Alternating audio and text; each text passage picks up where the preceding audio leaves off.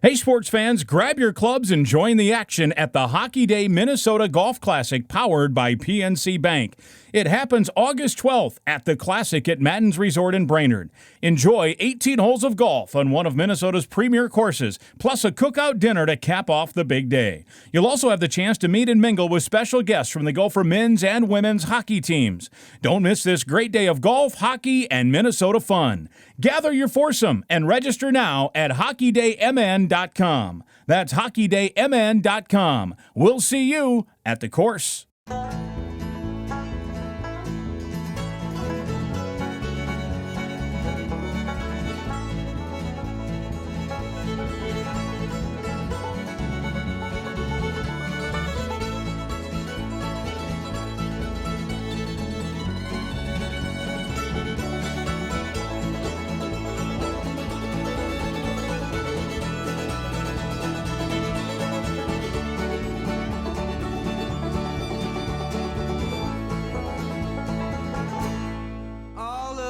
Welcome back to War Seats in the House. Michael Russo, Anthony LaPanta, coming to you live both from Minnesota for a change.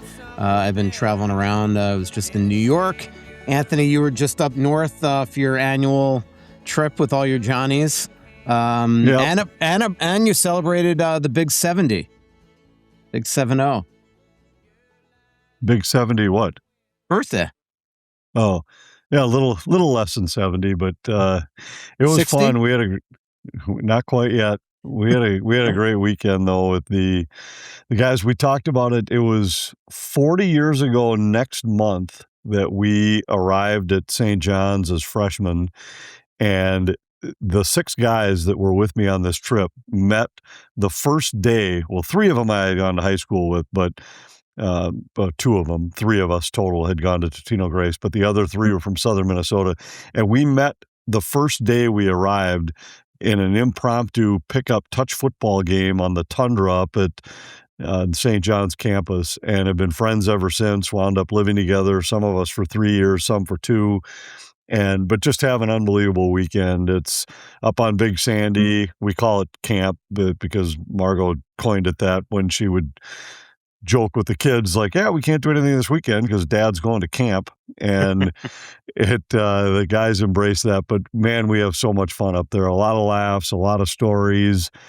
And every year when we go, there's stories that pop up that none of us knew the answer to, or some guys forgot, or how did that come to be? And we play golf, play some other games, time on the lake, went to a fundraiser. One of the guys, Iron Mike Purceller, came away with a bunt cake that he bought at a live auction at a charity event that turned into my birthday cake, most expensive birthday cake I've ever had. I think he paid $200 for a cinnamon bunt cake at a charity auction, but we had so much fun. It was a great weekend. Yeah, same thing. It's funny when you get older and how you value your friendships from years ago. But one of my longest friends, Dave Reeser, who I think you've met in New York, I went over there. His wife just won a Tony for Ragtime. His wife, Casey Levy, she's an incredible actress in musical theater. She just did, actually, if you go on Amazon Prime, you can watch her last show that she was nominated for an Olivier, Next to Normal. But anyway, I went to see Ragtime this weekend, but the day before, David and I went to dinner, and it turned out to be a 4.5-hour dinner. We were just talking about old stories. I met David in the early 90s, and he's working on an incredible musical right now, actually, himself. And so we saw his wife in a show one time when we were out there in New York, if I remember right. Yeah. She's been in everything. Ghost, Hair, Wicked, Les Mis. I've seen her in London. I've seen her in New York. And David's also been in a bunch of Broadway shows. Mamma Mia. He's in West Side Story, Good Vibrations, which was a Beach Boys musical. But it is funny. It's funny how you and I both did something similar this weekend.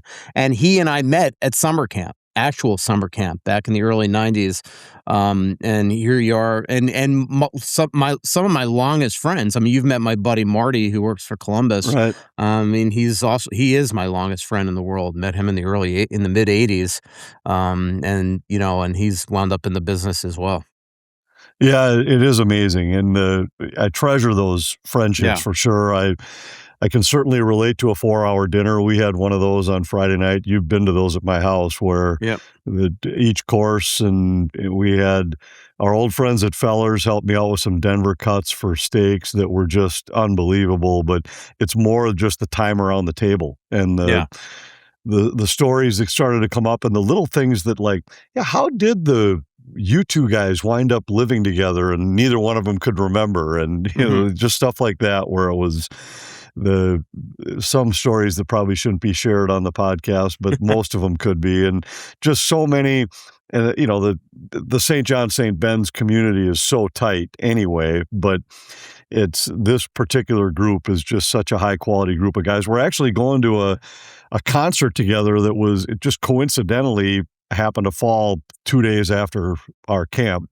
So we're going to go see Chris Stapleton as a group on Wednesday night down at the new Mystic Lake Amphitheater, which I've not cool. attended yet. So I want to go we're there. excited about that. Yeah, I got a bunch of concerts this upcoming month.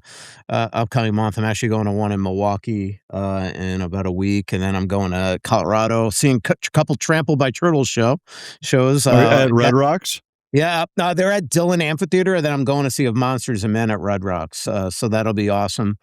They play back-to-back Trampled at Dillon Amphitheater, so really excited about that one up in the mountains. You know what you need before that? I just, this morning before the show, I had a stretch lab appointment with Jordan out in Maple Grove, which was awesome, and he and I were talking. He said, you got to get Russo to come in here. Tell him to come in first thing in the morning.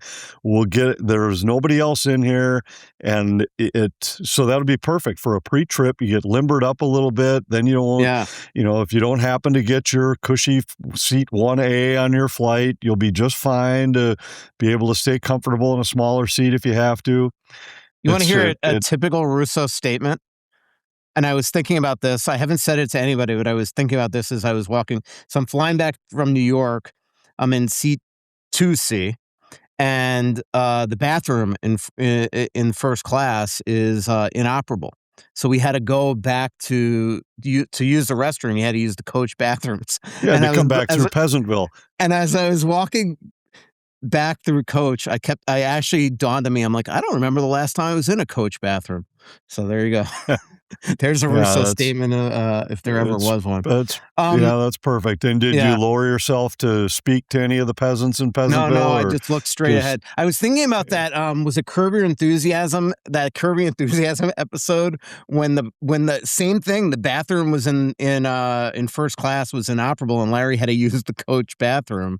I think it was inoperable, and the woman in coach tried to stop him from going back there because said that you're from first class, you're not allowed back here. Exactly. So, and I was just thinking well, I'm still going to use the bathroom. It was such a good Curb episode. Where was I going? Yeah, but by the way, Ragtime, you got to see it. It's only it's if you are in New York and you're listening to this podcast, you got to go see it. It's at Lincoln Center. It's absolutely sensational. They won 4 Tonys. The lead actor and the lead actress, Casey, both won Tonys. And it's just it's such a unique theater as well. And then we got to go backstage afterwards. So went with a couple friends and my sister-in-law. So it was a blast. And you got to see that. Is it still going when we make our New York trips? No, but she's going to be probably working on something else by then. That should be cool. And he also, my friend David is working on a potential show right now that might be there when we're there. So it'll be really cool. So we'll definitely do that. Of course, it's only 50-50 if you'll be on the trip because you only work part-time during the season. No, I'm actually, that is true. I do only work part-time, but I am on both New York trips this year. Oh, both. Nice. Yeah. So Joe and I rotate. We try. I'm even getting the Florida trip this year. So Joe's got both Western Canada trips. He's got one of the 2 California trips. I'm doing Eastern Canada and Boston. So we divvied it up. He and I went to Cecil's Deli. This has become like a tradition of him and I.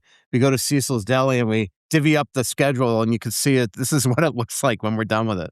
And then we count to make sure that it's even how many games we're doing. So there you go. So he has both of those. We go to both trips to Western Canada are before Christmas. Yeah. So he gets to do both Quinn Hughes games, his first 2 games there. and he gets to do the first Jake Middleton, Blake Coleman, and Ole Mata game.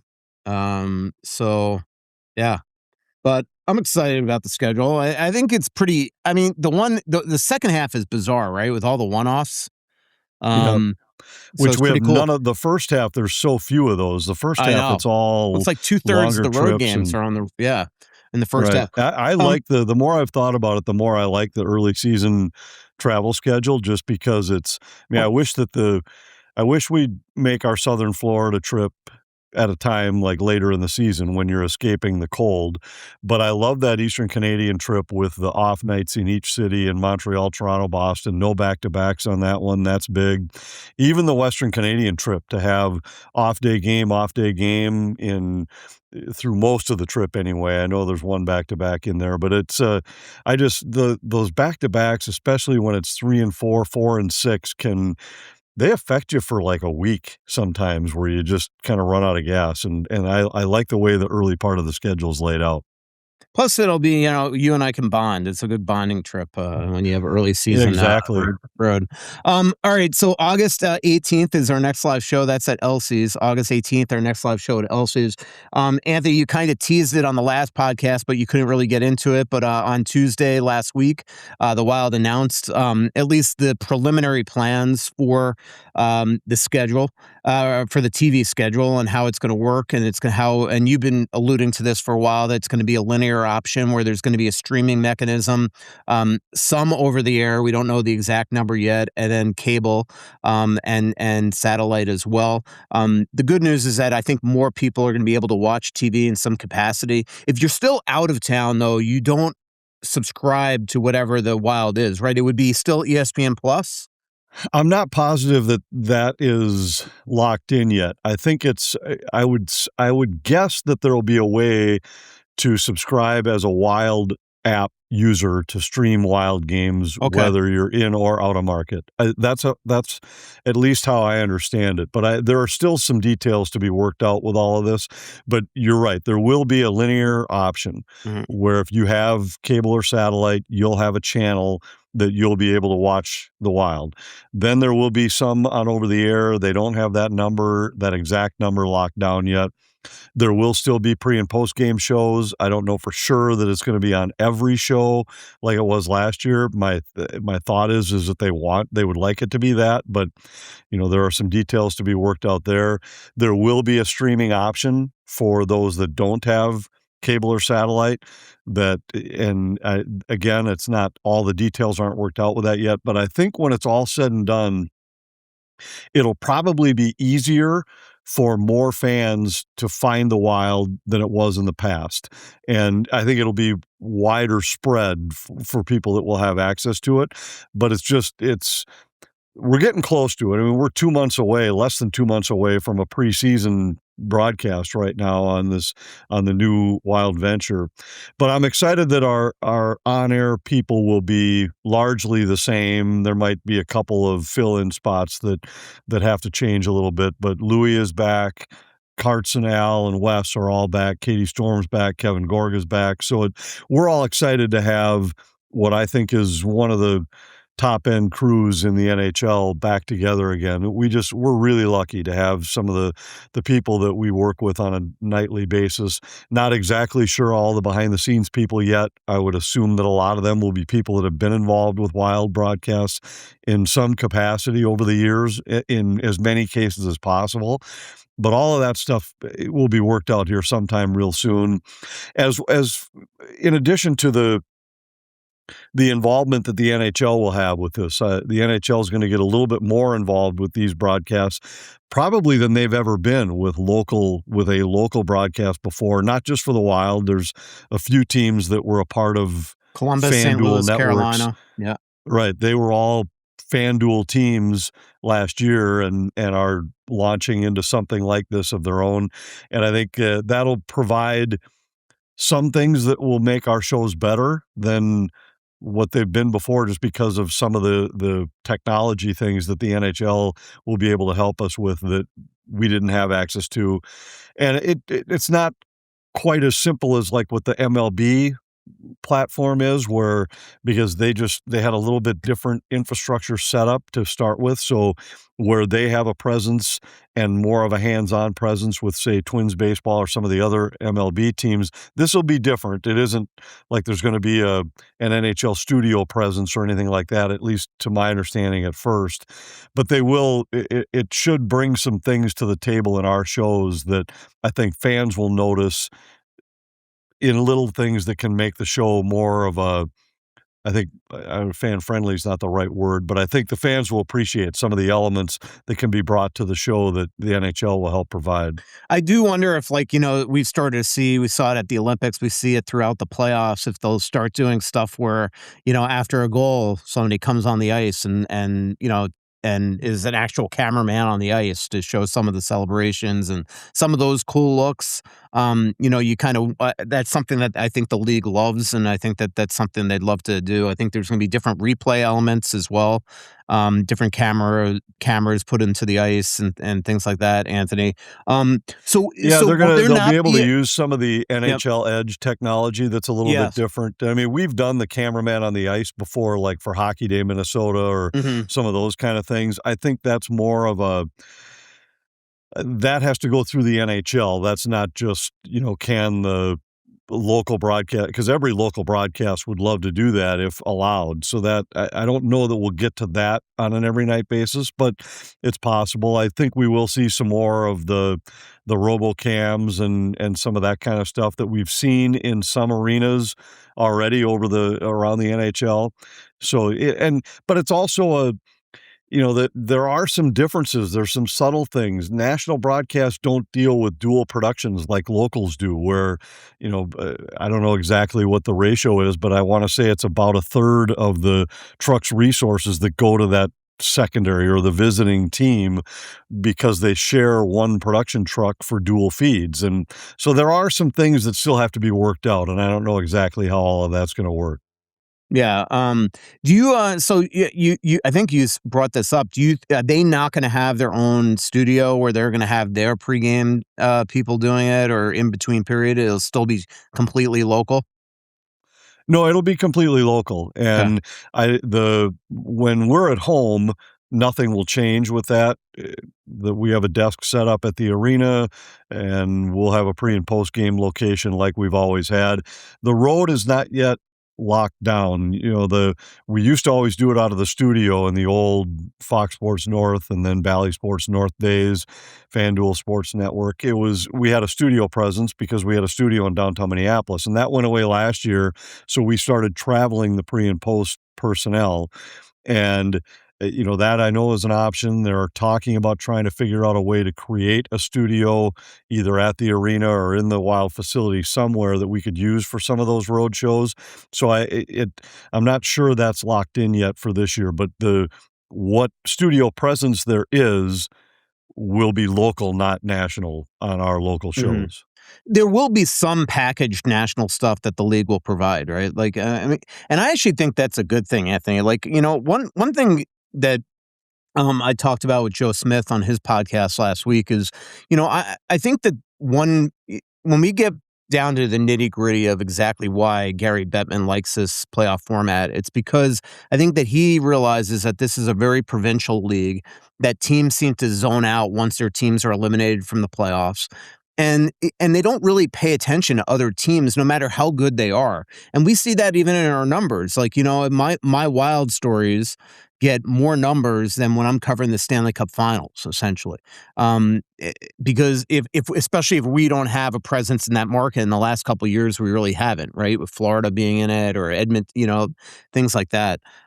So I actually think it's a good thing to start almost, I don't want to, educate is not the wrong word, but I think, get people realizing what's going on outside their market and league. And I think it's good that if there's, every now and then a prepackaged feature on a player from another team or whatever.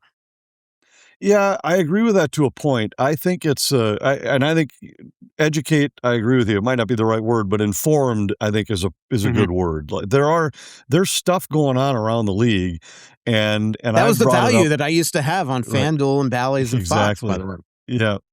I was your except for insider. I could make up a question and foil you completely, and that was always entertaining for me.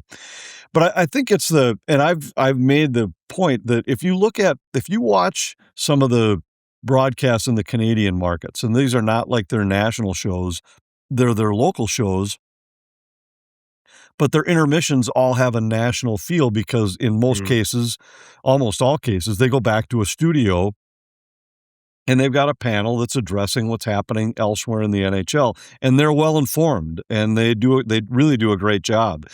And I've argued that we've got guys on our local shows here that are really knowledgeable NHL guys, and it's not just about what's happening with the Wild. They're Ryan Carter, Wes Walz, Al Stalock, Lou Nandy. These guys are they're all capable of talking about what's happening all around the league, and that we could do more of that.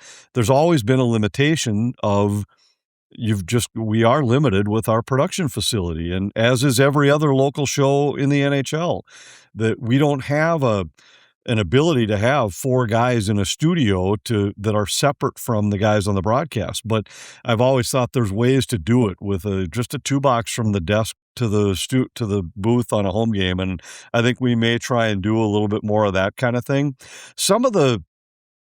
I think some of the prepackaged feature type stuff lacks. And, I don't know for sure what we're going to do, but, I felt like last year when we'd get into some of the intermissions and to show the goals of the week and stuff like that, that doesn't do much for me. I'd rather, and we may do that again this year, so I probably shouldn't say too much more than that, but I'd rather listen to, hey, this guy just got traded last week, or this coach just got replaced, or Exactly. there was this controversy with a rule last week, and then let a couple of guys. I mean, you're a part of some of these conversations. We have them in the morning at Morning Skate.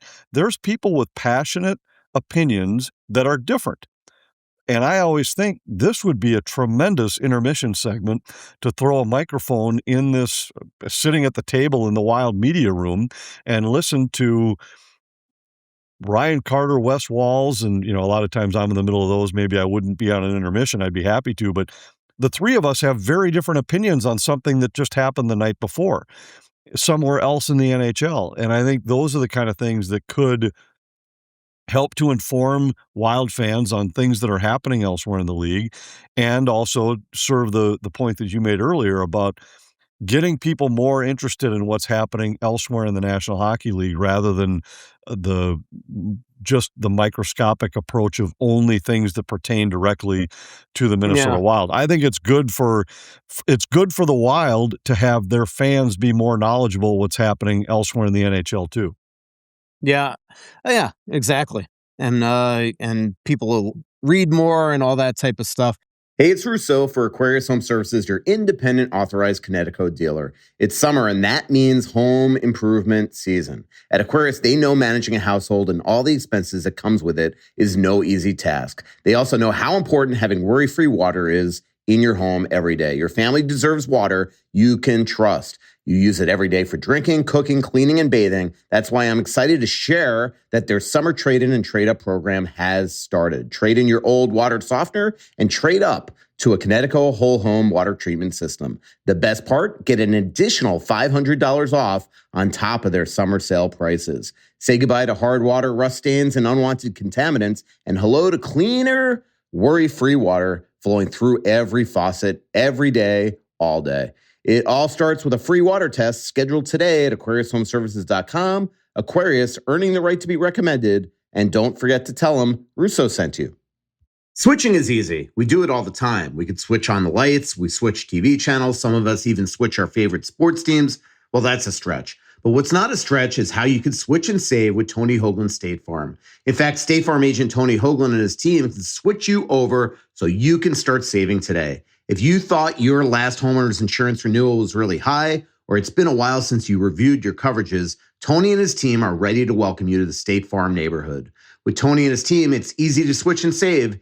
You can reach out to Tony's office at 763-421-4900 to start saving today. Again, that's 763-421-4900.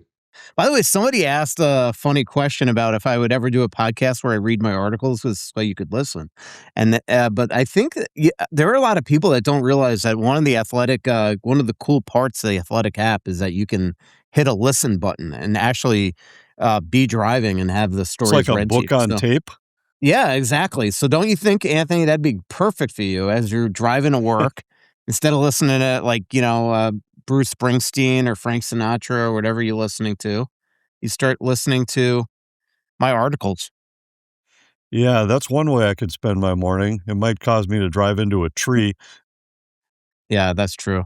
All right. Would it be read in your voice? Because No, it's then not.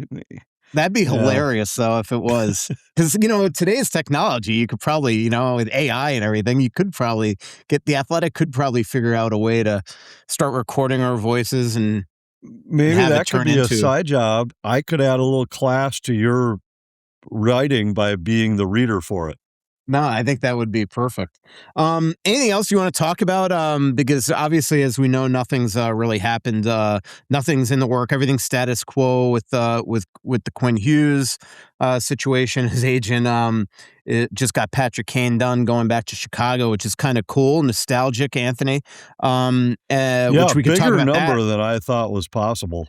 Yeah, but you know what, though? It's funny you brought that up because I see everybody trashing the number. To me, the number means nothing because it's not inhibiting them from doing something else. If that was 8 million here, it would not make sense. But there, Right. to me, it's just a number. So unless you're the Wirtz family, who cares? You're not the fan. The cap number for them really makes no sense. Unless they have a magical year and now they can't make moves at the deadline because of it. Either that or they don't have a magical year and they want to move him at the deadline. That's where it could become a factor. Yeah. Because there's now you limit how many teams can take that on at the deadline. But it was a 2-year deal, and I think that I think he's going there to play there and not move. I agree. I think he intends to play there. Yeah. But I'm just saying, what if Chicago doesn't take the next step, which I think it's pretty reasonable to say this is a team they're likely not to be a playoff team this year and probably next.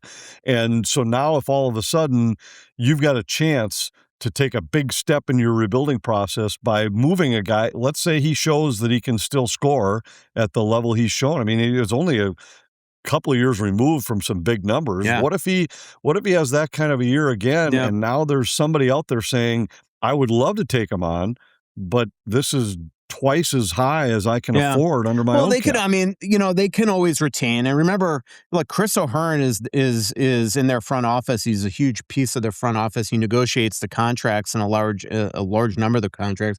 And remember, who is the king of retaining money? He believes in retention and a value for that retention. So, you could theoretically get to a point where you're retaining money and taking on a pick to do that, and things like that. I mean, he did that. Yeah, I'm not saying it makes it here impossible. I'm just saying that's the one spot where the number does matter. Because I understand your point that to them, what difference does it make? They've got money they have plenty of space under the cap, but it does. That isn't the only place where what the AAV is affects a contract. Yeah. And then, Pat Brisson also, he's working on getting Celebrini signed. He's working on getting Fantilli signed. Again, you add the element between Quinn and Cale Makar. It is funny how there's so much fret with Quinn Hughes, and I get it, obviously, because you have the dynamic of him hanging out with his brothers all summer and the whole belief, like, eventually these guys are all going to want to play together. And the question is, when is that? I get the fret there, but it's funny how nobody is talking about Cale Makar, and it's the same situation there. These will get done. It will get done. It's just a matter of when. Heck, last year with the Wild, I mean, I don't think it was until September 30th-ish until Kirill Kaprizov signed. I don't think there's reason to get worried yet. I still completely convinced he's going to sign here.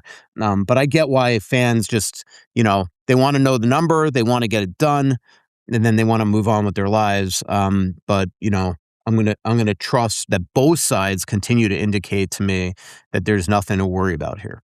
Right. That's just reminded me of I thought of it because of the guys I was with at our camp trip where you rip on me right now, I'm gonna. No, I'm not gonna rip on you. Okay. It was I thought you were gonna bring up the emergency podcast. No. I wouldn't be invited to that, so I wouldn't even know what happened.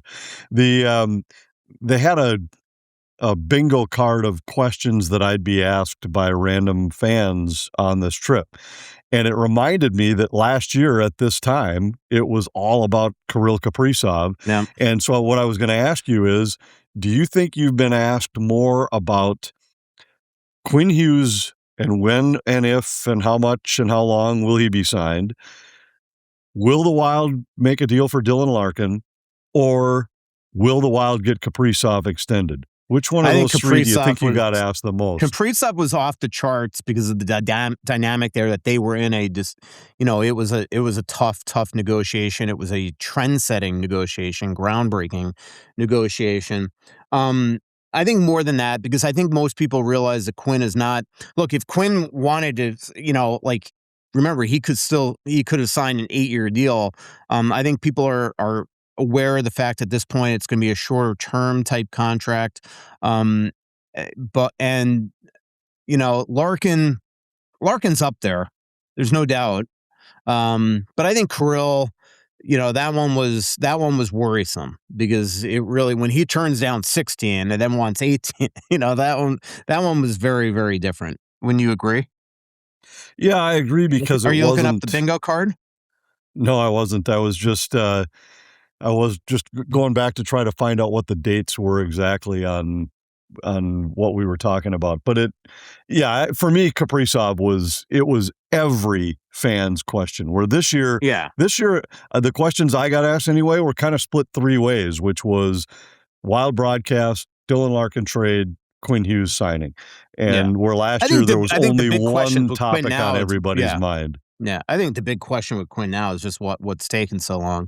But I don't think there's still a worry out there that he's not going to sign, Yeah, well, I sure hope not. I mean, I hope that we're not being, naive might not be the right word, but I hope we're not just being overly optimistic or overly confident that it is just a matter of time, and that maybe there's something, and I don't really want to say, I don't want to put any fear in any Wild fans' minds that he's waiting on something, but it could actually be a benefit to the Wild too, because if they're able to make any other kind of a move, and that affects, even by a small amount, what Quinn's final number could be, you'd rather have that flexibility before than have him locked up and then just be that far away from making the deal work.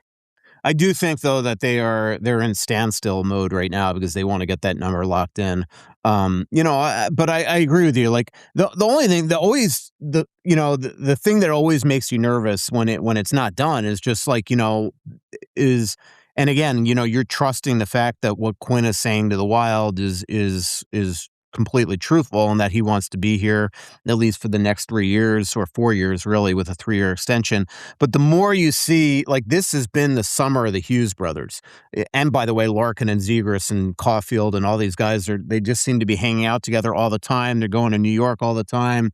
And every time you see the paparazzi videos of them online at a club together with the 3, you start to think I sat down with Quinn and Jack last year in Vegas when all this started, where remember, Jack on the record said in our little meeting to beat writers that he wanted to play with Quinn at some point. And then Quinn the next day, by the way, deathly sick, confirmed that to be the case.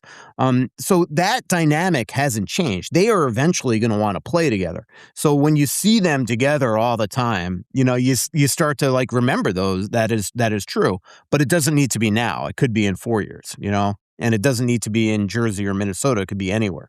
And these guys do like the limelight. I mean, they're East Coast. They seem to be East Coast guys that want to run New York and, run around New York and things like that. So, that's something Minnesota does not have. Although we have a great theater scene and great restaurants, and downtown Minneapolis is awesome, Anthony. Yeah, there's a little bit to offer here. Yeah. But it's not New York City. I was just in New York City. Oh my God! It's not New York City, but it's also not Newark. Yeah. Hey, you know what I'll tell you also, because I know you run around Central Park all the time, but for the first time really ever, because when you cover games in New York City, you try to stay as close to Madison Square Garden as possible. I stayed at the Essex House, and Essex House is just a historic place right on Central Park West. There, it's right in the middle of Billionaire Row. You have all these giant buildings of ridiculous, like, $300-400 million lofts and things like that.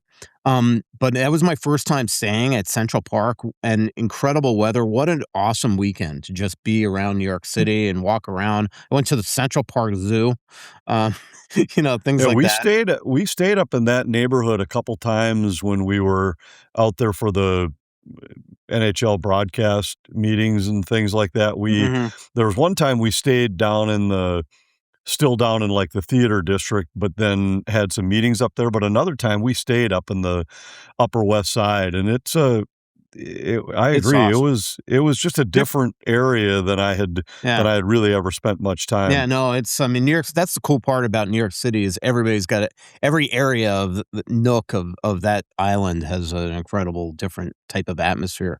So it's awesome. Let's go to some X questions and then we will wrap up the show, Anthony. Um, by the way, Margot said that we're not allowed to talk about Anthony's golf game. I do think that if Margot is going to start instructing what we can and cannot talk about Anthony, that once in a while she should come on the pod and we'll talk about some old Anthony LaPanta stories. I'll have her roast you. Yeah, well, that'd be great. We should tell her that, yeah, she only gets to weigh in if she makes an appearance. I think that's fair, Yeah. and We're not yeah, going to talk about our golf game. I got on Margot's bad side last month, and I don't want to be on it again. yeah, So yeah, that's right. Yeah, that didn't have anything to do with my golf game, it had to do with a me, golf course, and yeah, you. she was not happy with me. No, no, and, I tell you, coming from a guy who's been on that list and been in that doghouse, I was a you don't little wanna nervous. live there. Yeah. Uh, Full disclosure, we went to Baltimore and we sat at the bar, and I thought I was just it was really nice. Anthony and Margot invited me to dinner, and then I realized right when I got there was an ulterior motive to No, this, there at really least on wasn't. her part. Yeah, At least I on think her it was part. yeah, I was the one who said, "Hey, I'll text Russo, see if he wants to meet us there." I didn't realize I didn't know that was what was gonna happen because normally, as you can attest, the Margot's not the most confrontational person in the world other than with me, Mhm. but she let you Yeah, I know her felt it. opinion. Yeah, yeah. Yep. So, all right, here we go. Hunky and Chunky asks, what are the odds Tarasenko comes back considering he's still unsigned and Wild need bodies? Um, I really don't think so, Anthony. I think that, if uh, I just don't think so. I think it would have happened by now. Um, I'm not Yeah, saying it like, doesn't I make think we were sense. asked this last week on the Yeah. show, and I think the only if all of a sudden there is some deal made where They trade a a trade winger. then all of a sudden opens up a spot, I could see the Wild going back. Mhm. I don't think there was nothing like personality-wise that has them staying away from him. I think it's just a numbers game. So if all of a sudden there is some deal where the Wild give away um, let's more players than they acquire that are current NHL type players, I could see him going back and saying, "Hey, at a smaller number, would you be willing to come back?" But short of that, I agree with you. Yep. John asks, will Charlie Stramel have a shot to make the roster if he's not traded, or will he be locked in Iowa for a few years? What's your?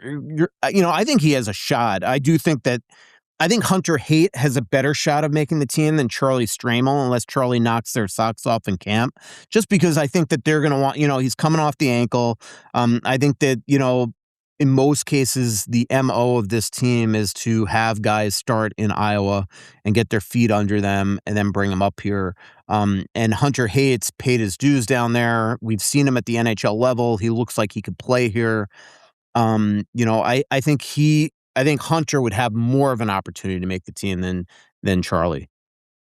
Yeah, I think they'll both get a look in camp, and it's certainly not going to be I think the question said something about multiple years down there. I don't think I would be surprised if it was multiple years. I'd be surprised even if it was all of this season before we would see Stramel in the NHL. But I don't think it's a multiple year kind of thing. I think there's opportunity and will be opportunity for a few of these guys, whether it be to make the roster or to gain or climb in the lineup. And, I don't think anything is given for Shabanov. I don't think anything is given to Urov.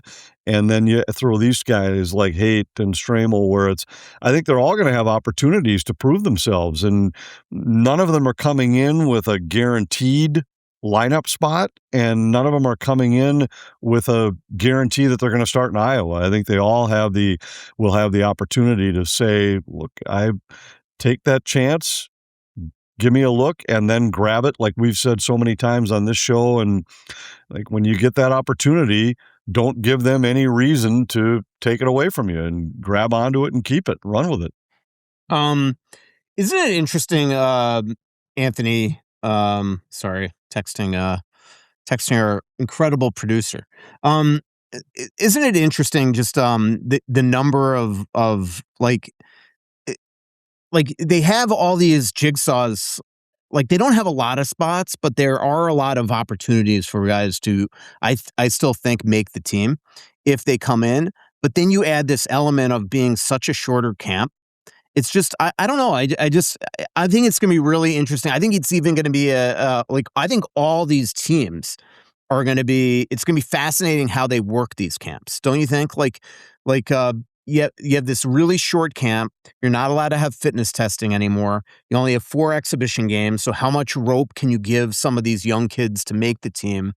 It gives you a short amount of time to get your guys together and start gaining chemistry. You just wonder how it's going to affect these guys. Yeah, that'll be interesting to see, because what's weird about it though is that there were so many years where it came in and it felt like camp and exhibition season was forever, where it was, all right, how many games are we going to have where it's an Iowa Wild lineup with only the mandatory minimum number of NHL guys in it, and it felt like, why are these games needed? Now I think with 4, it's going to be, all right, it's the position battles that we're trying to figure out will be the guys front and center. So I think from a fan standpoint, it might be more interesting to see. I do agree with you on the shortened camp, though. Think about in the past, it used to be a week before they'd start to cut the roster in half and start to whittle it down, where it was, 3 groups of guys. I just don't know how you can do nearly as much of that right now when your camp is as short as it is. So these guys are going to have to take that opportunity and run with it quickly. There isn't going to be the chance to develop slowly over a week and start to ease into it. It's going to have to be guys showing up ready to go day one. It's so funny, like back in the 90s, camp was so long. I remember the first week of camp, all I was doing was writing features on minor leaguers and prospects. And, the David Emmas of the world and the Max Bierbreyers and the David Scholmistras and these names that, this is back when I was in Florida. And even when I first got here to Minnesota 22 seasons ago, same thing. The first week of camp, you wrote about the Roman Voloshenkos and the stuff, and now you don't have that time. You got to hit right away with the players on the team. Well, I think that Wes Walls has told me this story. I think one year he played in 8 preseason games, if I remember right. Played all 8 of them. Can you imagine Charlie a guy Coyle playing 8 preseason games? Remember Charlie Coyle, even when he was an actual established NHLer, the joke was he always was in that first game in Winnipeg. He always had to go to Winnipeg. Now we never see anybody go to that first game. It's so funny. Right. All right, let's quickly just go through some others. Jack goes, this is an interesting question because he says, why do the Wild want to remove the East-West from Kirill's game when that's a huge part of production? I wouldn't say they want to remove it, but they want to, I think they felt like there's times when the team strays from its style, which should be a north-south direct game, that it was, him and Kirill kind of playing that way together. I don't think they want to remove the skill and the creativity from him. But I do think that they feel at even strength he should be a more productive player than he was, and not somebody turning pucks over left and right and things like that. And I think they feel like, they're never going to say it. That's why it's so awkward to constantly bring this up, because nobody from them have ever said this on the record. But you start reading between the lines. That's clearly what happened here. Wouldn't you agree, though, that they just want him to conform more to the style, but they don't want to take the creativity out of his game? Yeah, so conform to me is not the word I would choose. I think it's just to be a little more disciplined with, there's a time and a place for it. There's a time and a place for wide open creativity in the offensive zone. But then there were also some times where, okay, the plays aren't there. John Hines always uses the term of where the open ice is, and sometimes the open ice is behind the defense, and you just have to be willing to throw the puck into that spot and then go play.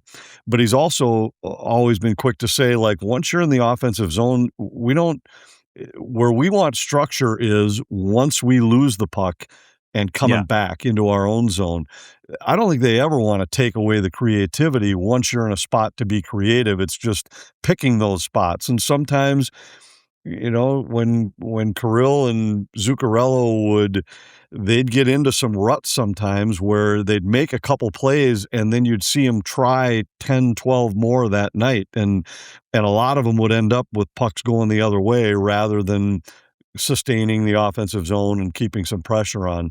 So I think there's a balance. And I think there were times last year where it made the Wild scratch their heads wondering, like, okay, how do you not understand that this was not a time and place to try to make that play? And and it wasn't just those guys. I mean, we saw this with Matt Boldy to some degree too, and that was why they felt like it was such a great line combo to have him playing with Eriksson Ek and Marcus Johansson, was because Eriksson Ek dragged Boldy into more of a direct north and south game, and Johansson's speed helped facilitate all that stuff. Well, Kaprizov didn't have that kind of line combination. He was playing with more of a Zuccarello, who's a little bit more of that offensive, creative kind of guy, and whether their center was Marco Rossi or Ryan Hartman, or over the last couple of years, they never had that Eriksson Ek just nose to the net, straight ahead kind of guy. And so I think it's a combination of all those things. Yeah, it's such a fine line with skilled players. This has been for the history of time, Anthony. When Kevin Fiala was here, it was always the same thing. Right. When Pavel Bure and Victor Kozlov and these guys were in Florida, and I covered them, it was sort of the same thing. I mean, these guys are special because of the things that they could do, but then there's that part of them that sometimes, could be their own worst enemy. Alex says, and these guys aren't the only guy. I mean, think about Quinn Hughes is the same way. I mean, Quinn Hughes is a game-changing offensive defenseman that with that is going to come the occasional mistake. That's what you get. And I think you take that trade-off. If Kirill Kaprizov is going to be a guy that's scratching at somewhere near 100 points a season, in order to get 100 points, you have to be willing to take some chances, and some chances are going to be some turnovers.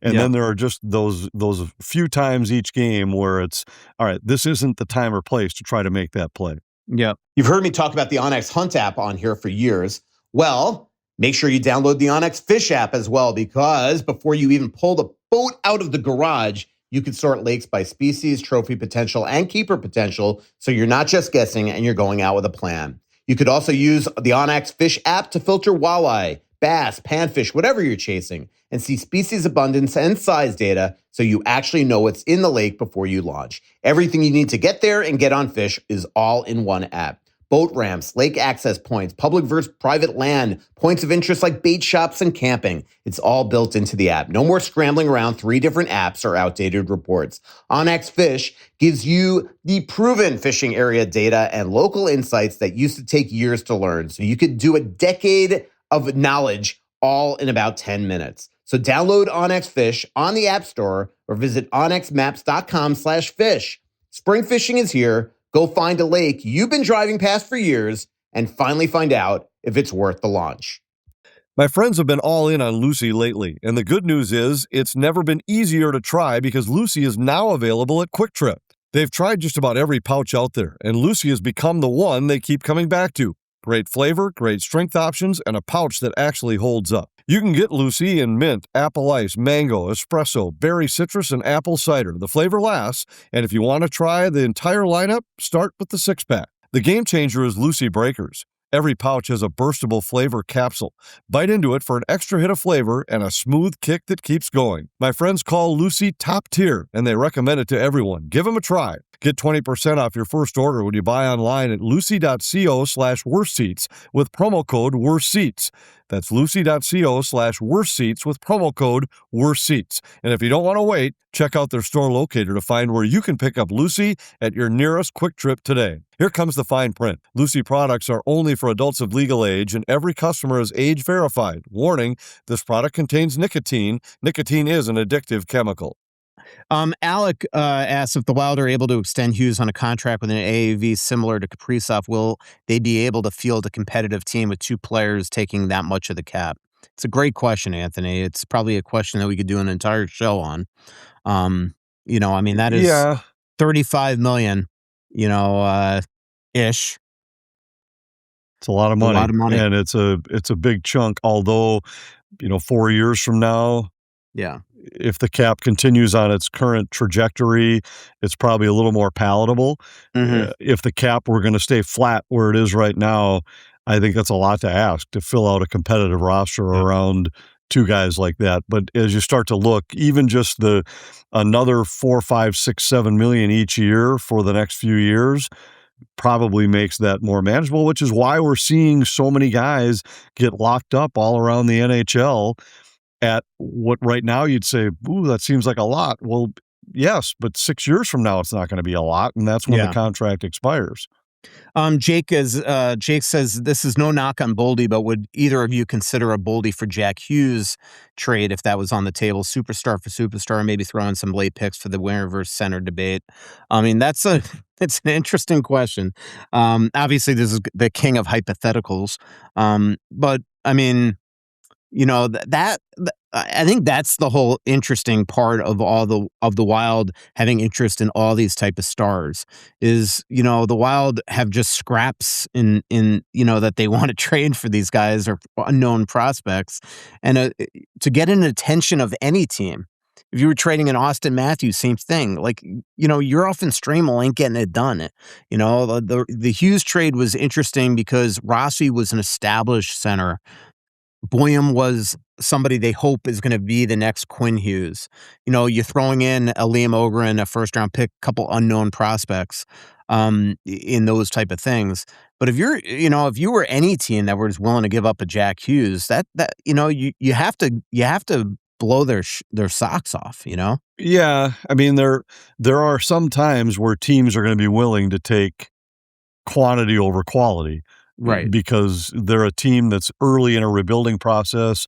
Yes, we'll take our shot at essentially 4 first-round picks like Vancouver did, and say, even though those first-round picks are at different levels with, as you mentioned, you kind of knew a little bit about what you had in Rossi. You still didn't know for sure what you had in Bouyem, but you knew the upside. And then the number 1 that you didn't have any idea even who the player was yet at that point.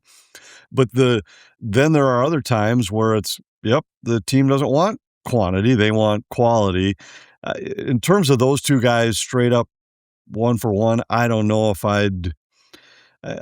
Jack Hughes is a great player, but a different player than what Boldy is. I think it all comes down to what your team would need. One of the things that I would wonder about if I were the guy with Matt Boldy is that Hughes has had trouble keeping himself healthy for 82 games throughout his career. I know some of them have been fluke, but bottom line is he still hasn't been able to do that. When he's healthy, he's a heck of a player and probably I'd say not a goal scorer, but a higher scorer per game than Boldy has been throughout his career when healthy. But that's an interesting question. I think that really just comes down to how the rest of the lineup is built. If you're going to start to look at, would you make that a 1-for-1 swap? Yeah. Brandon asks, who replaced Suzuki on the power play 1? Faber? ? We've seen it before. It hasn't exactly worked. I love the idea of a right shot on the power play. So that is going to be a big part of camp. Who replaces Zuccarello if they don't trade for Larkin at that point? Yeah, I think it'll be interesting. You could go the two defenseman route, but I think, last year they seemed relatively determined to stay with just one defenseman, and then they used Faber and Spurgeon on the second group. And, I think a lot of that will come down to how are you managing the overall ice time, because a lot of times if you're going to use a guy on the penalty kill, it's rare you want to have a guy who has a role on both, particularly on the blue line when you lean so heavily on your top pair at even strength. So I don't know. I know they've tried to stay away from Spurgeon being a part of both. I think they'd love to stay away from Faber being a huge part of both. So putting him on the top power play unit might then limit how much you can use him on the kill. Yeah, I mean, who knows? It could wind up being a Blake Coleman. Another player that really, I'm not kidding, that might make sense is a Michael McCarron, where you have him take the draw and then eventually go to the bench, kind of like we see with Jordan Staal. Let's just quickly, a couple others on non-hockey. Well, Luke asks, are the Wild getting a third jersey this season? They're not going to be called third jerseys. I forget what they're going to be called, Anthony. They're sort of like the city jerseys that a lot of teams are going to be doing. All 32 teams are getting that. The league hasn't announced it yet. From what I understand, they are going to be black, but it is not the ones that have necessarily been leaked that you've seen online. They're closer to that, but I don't think it's that. Here's a good one, Anthony. What's your offseason look like with respect to work? When there aren't Wild events, do you primarily work remotely, or do you have to go into a meeting or into an office too? I like that question, Anthony. It's different for both of us, obviously. We didn't talk about this, but one thing you had to do last week is a little promotional video that we saw that was really fun, the way that you guys announced the broadcast team. Yeah, and I mean, there's stuff like that, and there's a few appearances here and there that you make, and I do play in a couple of charity golf events You got one on in Brainerd behalf of the up. Wild. Yeah, I do, up to promote Hockey Day Minnesota. That'll be, I think, 2 weeks from now, that we'll go up to Brainerd for a couple days. So there are things like that. For me, I don't spend a lot of time like what you have to do during the summer, where you're really following trade rumors and free agent signings and all that kind of stuff. That doesn't matter that much to me. To me, all of those kind of things really don't matter until there's games being played, where I need to know what's happening with the roster, who's in the lineup on a given night. But one of the things that I try to do is I do some tweaks to my game file each summer, and I'm actually just about to dive into that for this coming season with how do I want to change it? Because you can't do that once the season starts. You've got to have all that stuff organized, how it's going to work, what you want to track, what you want to keep, what you want to have at your fingertips. So I'm going to be making some adjustments to that, and then just kind of doing more of the background story research on players, so that, again, it's the stuff that, like, you really don't have time to do that on a normal game day. I want to make sure I've got, especially the new additions, really know their history, know their story, so that once I get a chance to meet them face to face and talk to them, I've got a little bit more knowledge about who they are, where they've come from, who they've played with over the years, what their path has been, because all of that sometimes leads to things and pops up story potential at midseason, and you want to have that stuff kind of at your disposal. So that, for me, that I don't spend a lot of time in the office, although sometimes it's easier to get work done in the office than it is at home. So I'll stop in there and I want to be able to print it, to look at it like, yep, is this how I want it to look, or how would I want to change it? Digging into a little bit of some of the stat programs that we use, because as you know, there's the NHL, there's 5, 6, 7 different stat sites that I use on a nightly basis. So I just kind of want to familiarize myself with how have they changed, how could I find things on a nightly basis easier, more quickly than I normally do, just that kind of stuff, to make sure that you're ready once the season starts, because then it's a grind and you really don't have time to make those adjustments. Yeah, and with me, it's just constantly checking with agents, other teams, the Wild, things like that. We don't have, that's the cool part of the Athletic, is actually we don't have really infrastructure. We have the New York Times building right there in the middle of basically Times Square. In fact, actually, I popped in there while I was in New York, just to, that's the cool part. When you work for a newspaper for as long as I did, I worked for the Sun Sentinel and the Star Tribune. I loved going in the office. There's a certain smell and vibrancy of being in a newspaper, newsroom. And so one of the cool parts of being at The Athletic is that we work technically for the New York Times, and we have badges to get in there. So I just walked right in there and just kind of walked around and said hi to some colleagues and had lunch in the awesome. They have it's more like a restaurant than a cafeteria there. So I had a blast doing that. Just went in there for an hour. That's the kind of stuff and we used to have the same thing with, now we don't really, when I was working for the network, it's amazing how many times just being around other people would get you thinking about things that you might not otherwise think about.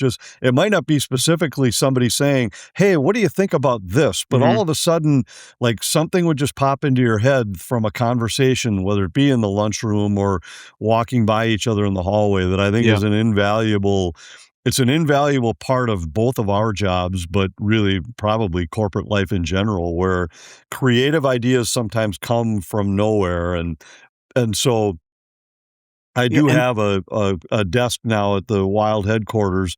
I haven't spent a ton of time there yet, but it isn't quite the same as when working with a network, because the other people on the broadcast team don't have offices there. So is the office right next to Billy Guerin's office?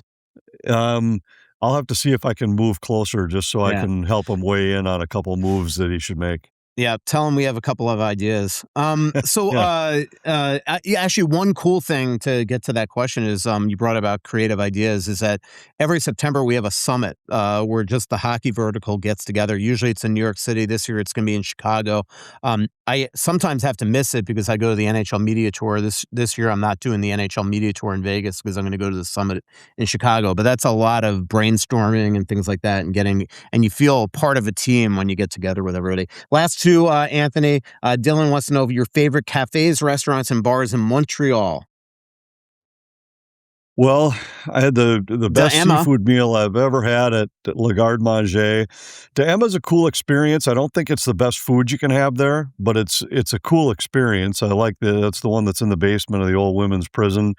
I like Barocco, which is a cool little Italian spot, only about 10 tables and a small 4-seat bar, but that's outstanding.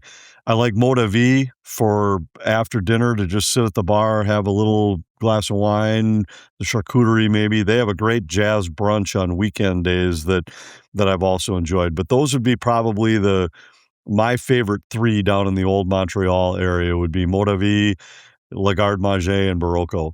There's a lot of great restaurants in old Montreal that I absolutely love. It's number one on my list of cities to visit. So the little thing that I did have to say is I do think that in the coming days, starting today, I think Bill Guerin is meeting with Quinn Hughes and Pat Brisson. So there's by our next show, there might be an emergency pod. Yeah, there might be an emergency pod between now and our next show. Yep, exactly. And that is the show. Thanks to our incredible sponsors, Aquarius Home Services, your local authorized dealer for Connecticut water treatment systems, Onyx Maps, Lucy nicotine pouches, and State Farm with Tony Hoagland. Thanks, everybody. So much coming out, there's nothing going in. I know that you feel like you're never gonna win. Oh, but the world won't forgive.